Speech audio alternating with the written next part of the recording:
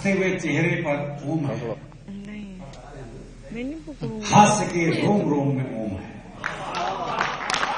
इसमें कोई शक नहीं है कि इसने पूरे देश को, पूरे विश्व में जहां जहां भारतीय हैं उनको हंसाया है। भाभी बैठी और तेजस को मैं शुभकामनाएं देता हूं भविष्य के लिए। बहुत अच्छी अच्छी कविताएं हुई। अश्क साहब ने क्या बढ़िया नज्म पढ़ी। मुझसे आप ऐसी कोई उम्मीद न रखें। मैं हरियाणा का हूं, कोई ज्ञान की बात कर नहीं सकता। देखो जी, हरियाणा का आदमी ना ज्ञान लेता ना देता। एक बार हमने कुरुक्षेत्र में भगवान कृष्ण जी से ज्ञान ले लिया था, उसके बाद से ज्ञान लेना बंद कर दिया। भाई, जिसने कृष्ण जी से ज्ञान ले लिया वो आजकल के आलतू फालतू बाबाओं से ज्ञान लेगा क्या? आजकल के बाबाओं की स्थिति आप देख ही रहे हो। वो मेरे दोस्त का फोन आया, बोले घर के मंदिर में आसाराम की फोटो लगा रखी कि अब क्या करूं। मैंने कहा उतार के बेडरूम में लगा ले।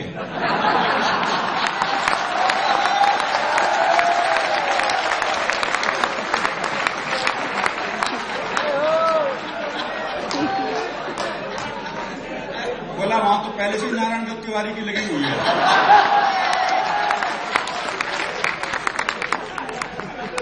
अच्छा, जिन्हें टीवी पर मौका नहीं मिलता बाहर ढूंढते फिरते हैं। वो हरियाणा में एक बाबा जी सुबह से परेशान, कोई मिला ही नहीं जिसे ज्ञान की बात को सिखा सके। तो देखा सामने से एक लड़का जो है दिया जलाया। बाबा ने सोचा मिल गया मौका। बोले बेटे तुम्हें पता है ये ज्योति कहां से आती है? बाबा ने सोचा ये जवाब देगा और मैं प्रवचन। लेकिन छोरा हरियाणा का था जी, उसने मारी दिया क्या फूंक। बोले बाबा ये बताइए ज्योति गई कहां?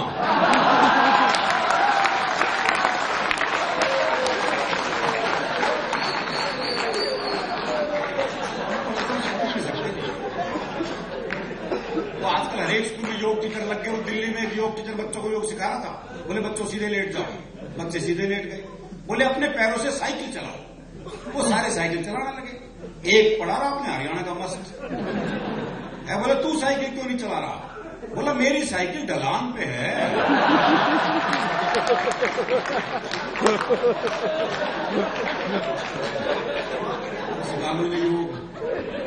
असल आजकल के बच्चे सीखे सिखाए बच्चे हैं साहब। टीवी कंप्यूटर युग के बच्चे हैं।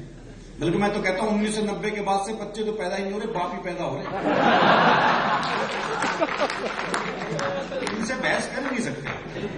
तो क्लास में टीचर ने सवाल कर दिया, बोले जिसे सुनाई नहीं देता उसे क्या कहते हैं? तो एक बच्चा खड़ा होकर बोला जिसे सुनाई नहीं देता उसे तो कुछ भी कहो।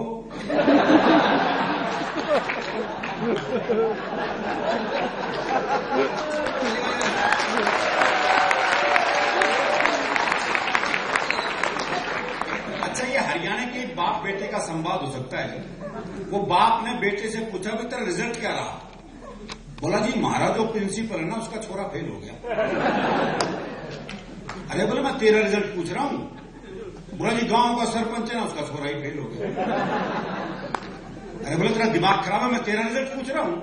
अरे बोले वही तो बता रहा हूं, तू कौन सा प्रधानमंत्री लग रहा है?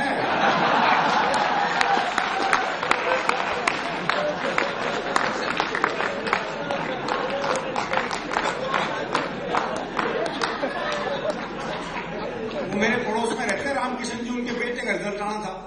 बाप ने कहा अगर फेल हो गया ना तो मुझे बापू मत कह दियो बस। दोपहर में बेटा रिजल्ट लेके वापस आया तो बाप ने पूछा रिजल्ट क्या रहा? तो छोरा बोला रामकिशन के रखा रिजल्ट में छोड़ना।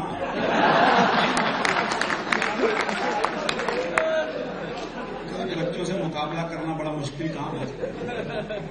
कविता किरण जी ने खूब श्रृंगार सुनाया आपको। फिर अश्क साहब का वो शेर क्या कहने साहब, जिससे वो बात कर रहे थे उससे बात करना, क्या बढ़िया शेर था वो। ये बंबई रहते हैं, ये राजस्थान रहते हैं, लिख सकती हैं। मैं हरियाणा का हूं, सोच भी नहीं सकता। नहीं, हमारे यहां प्यार ब्याह के बाद होता है ना भाई। ब्याह से पहले प्यार कर ले तो हम तो पेड़ पे लटके मिलते हैं। हमारे यहां प्रेम सबसे मुश्किल है। जिसने किया ब्याह के बाद ही किया, चाहे गोपाल कांडा हो चाहे चंद्रमोहन हो। गोपाल कांडा तो कमाल साहब, 2 छोटे हवाई जहाज थे उसके पास 24-24 सीट वाले। और 72 एयर होस्टेस रख रखी थी भाई ने। अगले को सवारी की तो जरूरत ही नहीं थी। तो हमारे यहां तो प्यार ब्याह के बाद भी होता है। वो एक ने एक लड़की से कहा, बोले मैं तेरे से ब्याह करना चाहता हूं। तो लड़की बोली पुराना तरीका है, किसी नए ढंग से प्रपोज कर। तो लड़का बोला ऐसा है, तू मेरे छोरे से अपनी चिता में आग लगवाना पसंद करेगी?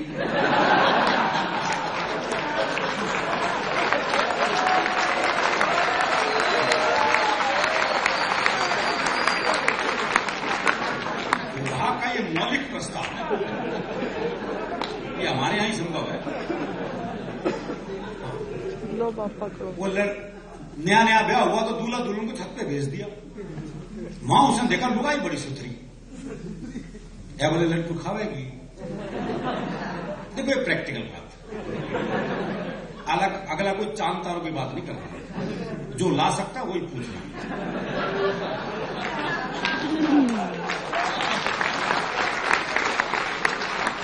उसे पता है भाई ब्याह का घर है, हाँ वर्दी नीचे जाके ले आऊंगा।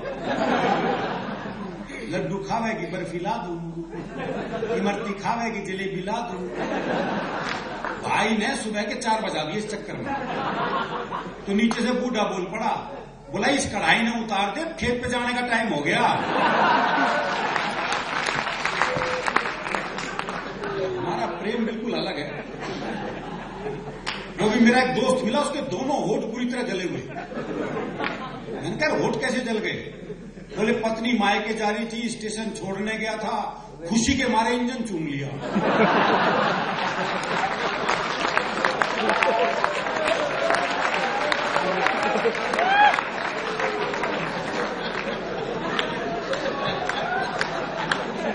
हमारे यहां खुशी अलग अलग ढंग से प्रकट होती है। तो मेरे एक दोस्त है प्रहलाद जी, उनकी पत्नी का अपहरण हो गया। तो अपहरण करता है, पत्नी की एक उंगली काट के साथ में चिट्ठी भेज दी। बोले 50 लाख रुपए भिजवा दो वरना डैश डैश डैश। मेरे मित्र ने वापस चिट्ठी लिखी, बोले उंगली किसी की भी हो सकती है, मुंडी भेज मुंडी।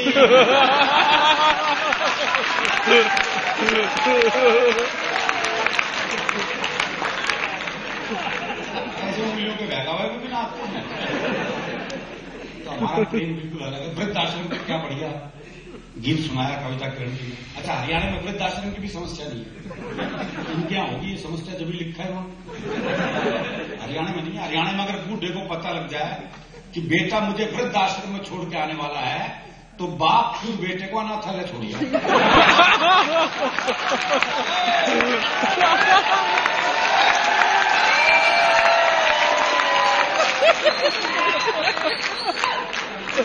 बोले जमा कर लो, इसमें मेरा ना आई हो।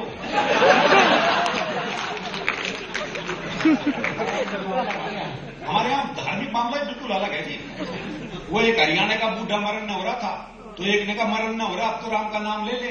अरे बोले के नाम ले लूं? 15 मिनट बाद आमना सामना ही ना बोलेगा। 15 मिनट क्या? 15 मिनट बाद आमना सामना हो जाएगा। अच्छा, केंद्र जी पूरे हरियाणा में आपको कई ईसाई मिशनरी नहीं मिलेगी साहब, हर प्रदेश में, लेकिन हरियाणा में नहीं। हाँ, इसके पीछे कारण है, ऐसे ही नहीं। मिशनरी वाले आए थे वहां, बड़ा लंबा चौड़ा भाषण दिया।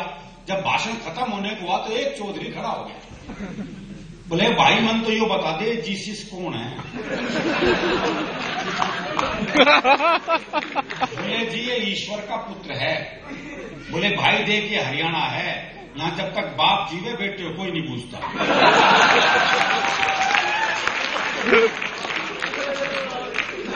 जिस दिन ईश्वर मर जाएगा उस दिन बात करेंगे। और ये सही बात है मिश्रा जी, पूरे हरियाणा में आपको कहीं अलग से गणेश जी का मंदिर भी नहीं मिलेगा, क्योंकि बाप जीवे भाई।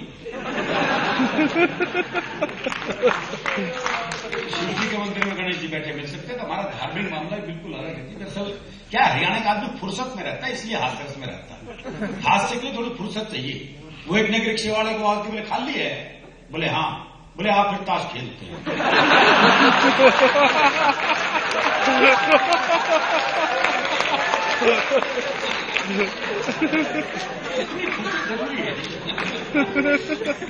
वो एक ने रिक्शे वाले से कहा बोले स्टेशन चलेगा? बोले हाँ। बोले कितने पैसे? बोले 25 रुपए।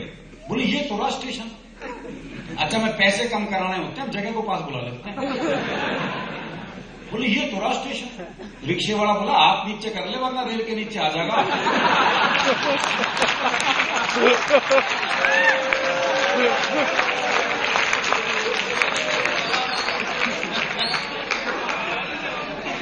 वो एक ने अपने लिए चाय बनवाई तो देखा सामने एक दोस्त आ रहा, बोले इसे कट चाय करते 1/2। अच्छा वो 1/2 कर ही रहा था, इधर में तीसरा दोस्त आ गया, बोले इसे 3 में कर दे। वो एक चाय तीनों 3 गिलास में लेकर खड़े हो गए जी। इतनी देर में चौथा दोस्त आ गया, बोले खाली गिलास दियो।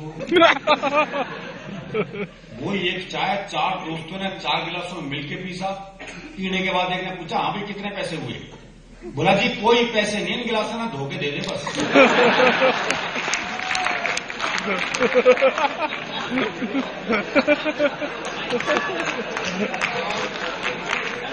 और ऐसा नहीं है कि दुकानदार ही ऐसे हो, ग्राहक भी ऐसे हैं।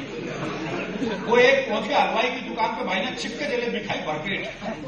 जब पैसे देने का नंबर आया, भाई ने जेब झाड़ दी, बोले पैसे तो नहीं।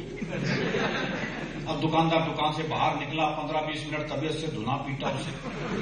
जब खुद थक गया पीट पीट के तो वापिस दुकान में चला गया। अच्छा वो भी कपड़े झाड़ के खड़ा हो गया। बोले अब तो खड़ा है जा, बोले इसी भाव 1 किलो और दे।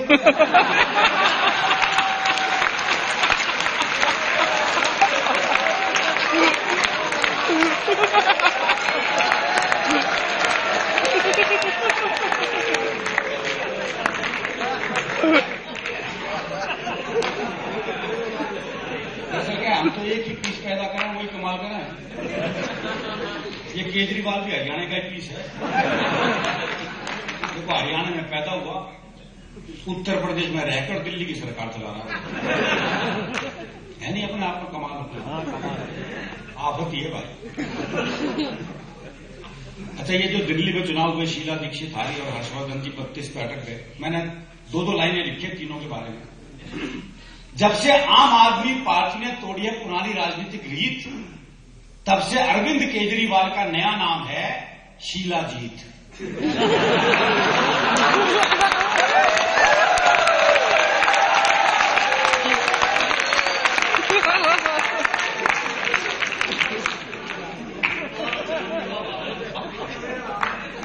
हर्षवर्धन बेचारे 4 विधायकों की कमी के मारे चाह कर भी हर्षित नहीं हो पाए। 4 आदमी हमेशा से जीवन में खास रहे। लोग दुख के मौके पर 4 आदमी तलाशते हैं, हर्षवर्धन जी खुशी में तलाश रहे। और बेचारी शीला जी, उनकी कहीं कोई न्यूज नहीं है। नई दिल्ली सीट के परिणाम से स्पष्ट हो गया, दिल्ली में महिलाएं महफूज नहीं।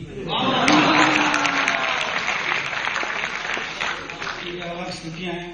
रामदेव भी हरियाणा के, एक ही पीस। एक बाबा रामदेव लेकर आया, पूरी दुनिया सांस लेना सीख गई। एक वो अमला मल्लिका शेरावत, पूरी दुनिया की सांस बंद हो गई। एक वो हमारा प्रिंस गिरा था 60 फुट गहरे गड्ढे में, क्या ऊंचाइयां प्राप्त की उसने। गड्ढे में गिर के ऊंचाई हरियाणा का बालक प्राप्त कर सकता है। अच्छा उसके बाद तो फैशन होगा, जहां गड्ढा दिखे बच्चे गिरने शुरू हो गए। लेकिन वो बात कोई नहीं लाया जो प्रिंस लाया। और एक अभी हमारा देखा होगा कौटिल्य, वो 6 साल का बच्चा साहब, क्या अपने आप में देखो एक ही पीस है। और एक फिर हमारी कल्पना चावला, जब वो अंतरिक्ष में गई और जो ऊंचाइयां उसने प्राप्त की,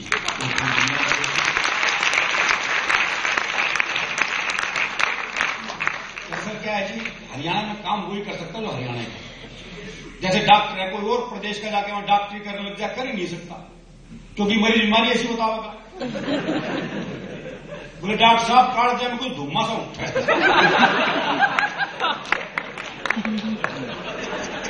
समझ लीजिए डॉक्टर क्या बीमारी है। अच्छा मरीज भी ऐसी, वो गांव में एक महिला के पेट में दर्द था, वो डॉक्टर के पास भी, डॉक्टर ने कहा ऐसा कर शहर जाके एक्सरे करा ले। बोली वो एक्सरे की हुआ है? बोले दर्द का फोटो खिंचवा ले, फोटो।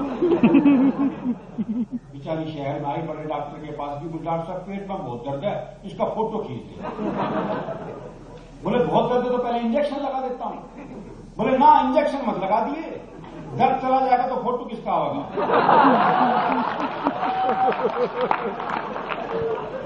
कर लो इलाज। और डॉक्टर भी ऐसी, वो एक डॉक्टर मरीज का चेकअप कर रहा था, देखा उसकी दोनों टांगे नीली पड़ गई।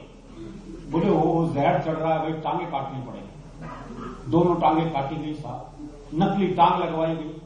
देखा कुछ देर बाद नकली टांग भी नीली पड़ गई। बोले ओहो तुम्हारी तो जीन्स ही रंग छोड़ती है।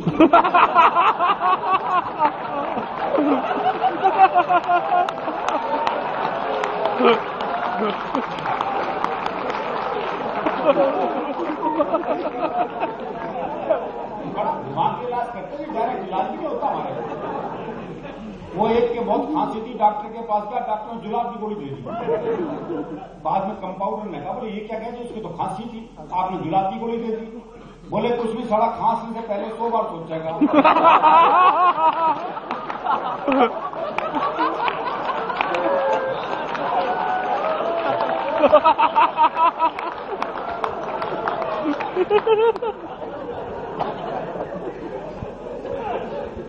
वो एक डॉक्टर एक लड़की का चेकअप कर रहा था। बोले बधाई हो, अपने पति को खबर कर दो कि वो पिता बनने वाला है। लड़की बोली कि मेरी शादी नहीं हुई। बोले फिर अपने प्रेमी को खबर कर दो कि वो पिता बनने वाला है। लड़की बोली जी मेरा तो कोई प्रेमी भी नहीं है, मैं तो किसी पुरुष को जानती ही नहीं। बोले फिर अपनी मां को खबर कर दे कि ईसा मसीह आने वाले हैं।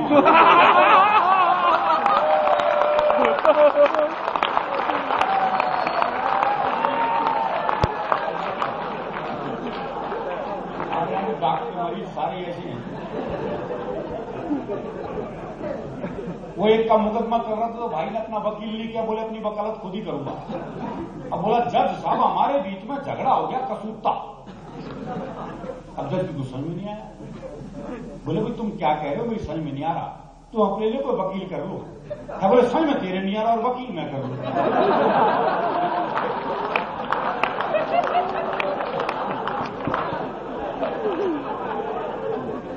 वो एक जज का ट्रांसफर हो गया हरियाणा में, तो उसी दिन प्रॉपर्टी का मुकदमा चल रहा था।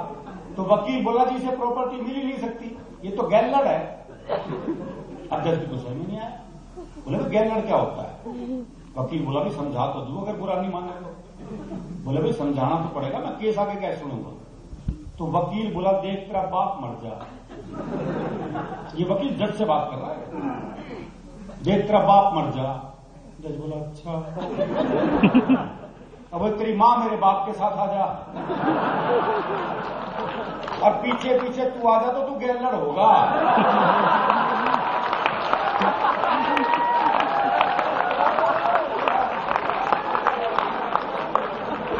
भाई ने दिन ट्रांसफर करा लिया, काम वही कर सकते जो वही का होता।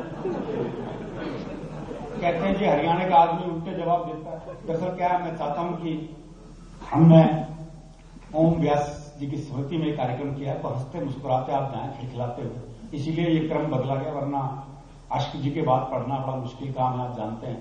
इतने बढ़िया शेर उन्होंने सुनाए, तो मैं इसलिए चाह रहा हूं कि खास कविता से समापन करें। कहते हैं जी हरियाणा का आदमी उनके जवाब देता है, जवाब उनके देता है, लोग सवाल उनके करते हैं।